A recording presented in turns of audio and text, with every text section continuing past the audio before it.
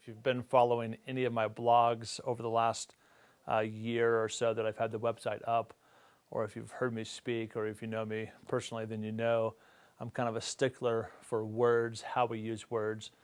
You probably know that I don't like to call myself a Christian. I like to call myself a follower of Jesus.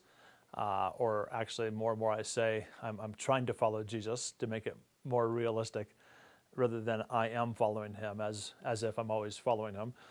And I'd like to talk for a few minutes about why language is so important. I mean, you even notice, so my shirt today has "Here Fishy Fishy." So I like to fish. So what I find is that people that don't like people who hunt or fish think that's kind of barbaric. They're offended by the shirt. And people who are fishermen are like, hey, way to go.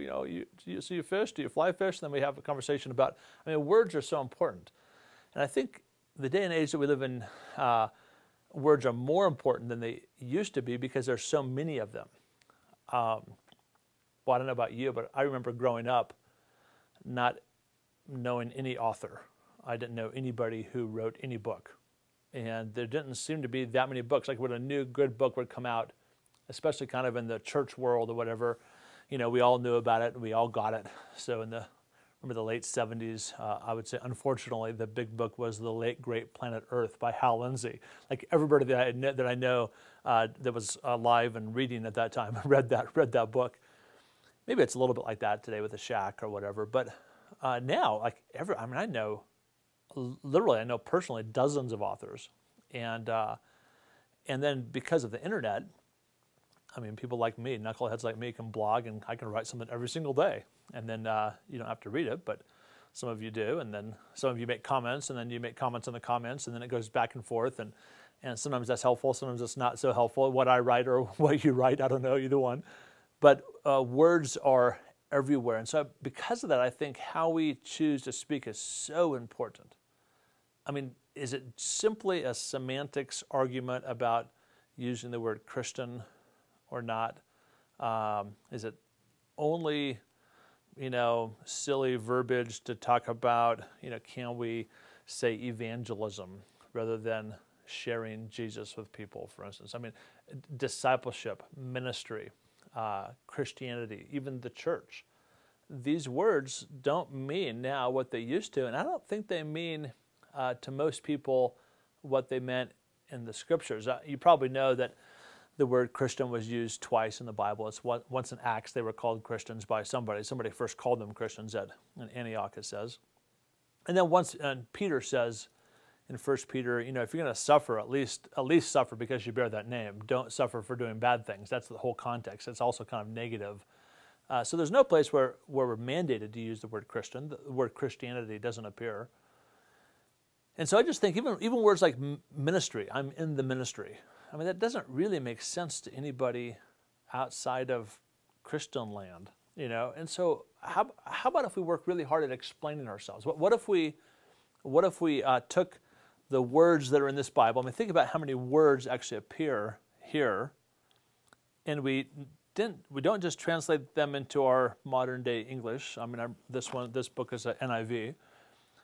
But we even translate the NIV into 21st century, in my case, Coloradan English. What makes sense to people as they walk the streets of Boulder, Colorado? What makes sense in Arkansas? It might be different. Actually, I think it is different. If you've been to Boulder or Arkansas, it actually is different.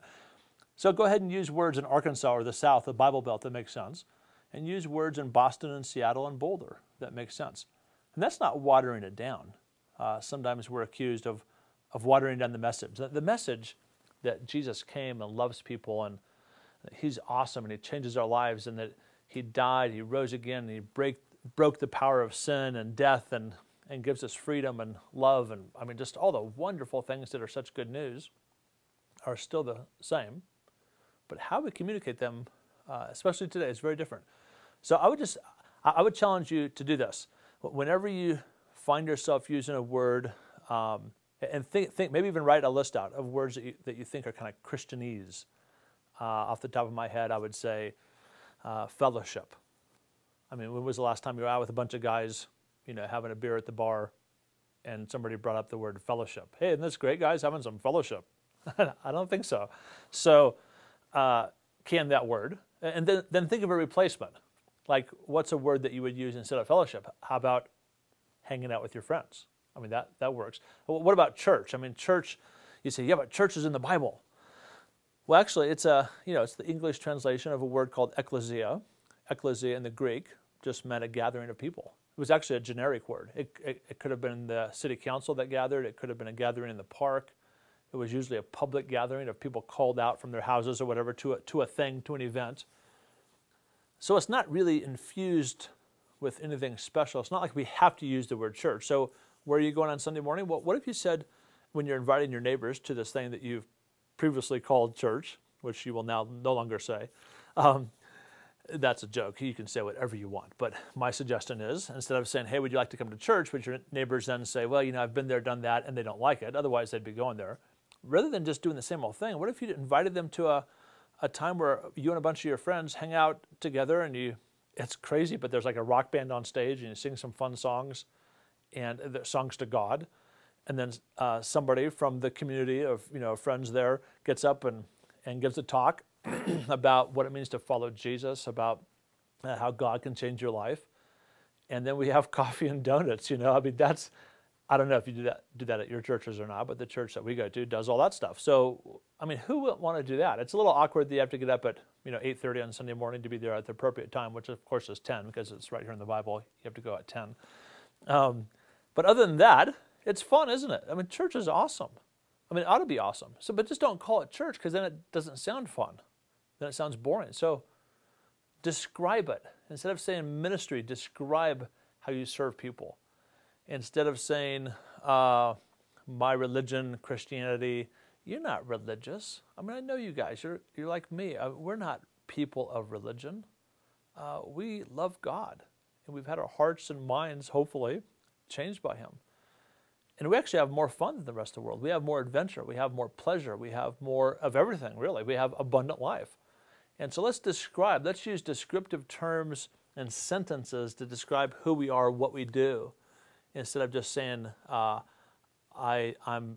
doing evangelism this Saturday, would you like to come along? I mean, that just sounds weird. Nobody understands what that means. And so I think so it's more than semantics. It's a big challenge.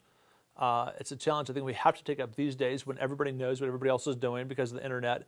We're being accused of trying to Christianize the heathens and proselytize and do missions work and all these words that either aren't in the Bible at all or the concepts that people mean aren't in the Scriptures. What if we were just about loving God and loving people? Now that's in the Bible. Jesus actually says everything can be summarized by that one comment, that we're called to love God and love people. What if we just did that? I mean, that's not very controversial. And I just say, let's get on with doing that and have as much fun as possible. Use words that make sense to the culture around you. It's okay to do that. It's not watering down anything to do that. It's okay to make sense. And it's okay, again, to make the good news sound and feel like good news.